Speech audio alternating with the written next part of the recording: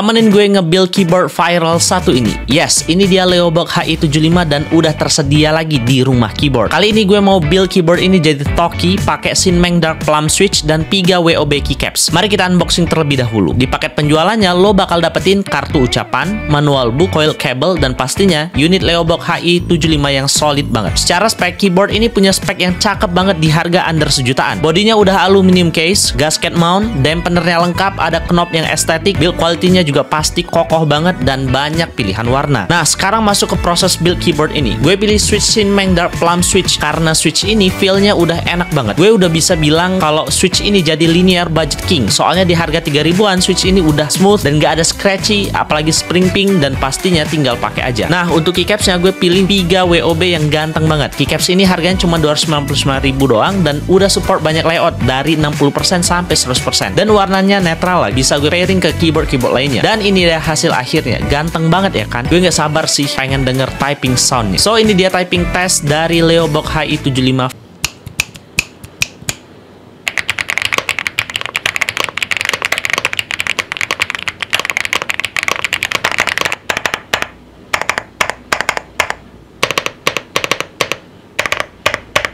Sekarang gimana? Tertarik buat bikin build yang sama kayak gue? Totalnya sih sekitar 1,5 jutaan aja dan lo udah dapetin keyboard yang cakep kayak begini.